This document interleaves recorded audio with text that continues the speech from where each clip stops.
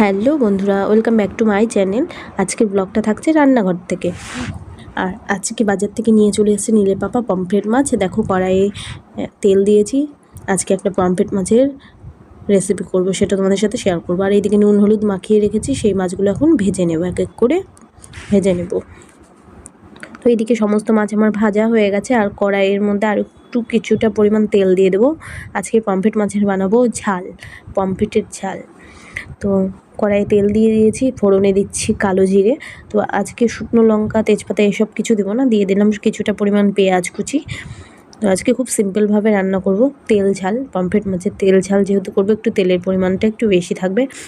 পেঁয়াজটাকে হালকা করে একটু ভেজে নেবো, হালকা বলতে একটু বাদামি বাদামি কালার ভেজে নেবো। আর এদিকে দেখো আমার মশলা পেস্ট করা হয়ে গেছে। এখানে আছে জিরে, আদা, পেঁয়াজ, রসুন, কাঁচা লঙ্কা, এগুলো সব পেস্ট করে নিয়েছি। তো এখন মশলাটা আমি দিয়ে দেবো। পেঁয়াজটাও আমার ভাজা হয়ে গেছে।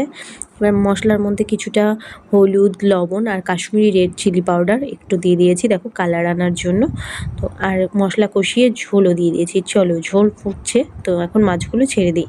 তো ফটাফট করে মাছগুলো ছেড়ে দিচ্ছি, কারণ প্রচুর তাড়া ছিল, নীলের পাপা খেয়ে বেরোবে। তো সেই জন্য দেখো ফটাফট করে মাছগুলো দিয়ে দিয়েছি। আর পমফ্রেট মাছ কার কার খেতে ভালো লাগে একটু জানাবে। আর একটু আমি এখন সামান্য পরিমাণ কাঁচা লঙ্কা দিয়ে দিলাম। এবার ঢেকে দেবো ফোটার জন্য, কিছুটাক্ষণ ফুটে দেখো নামিয়ে নিয়েছি। আমার রেডি পমফ্রেট মাছের ঝাল। তো পমফ্রেট মাছের তেল ঝাল আজকে তোমাদের কেমন লাগলো অবশ্যই কমেন্টে জানাবে।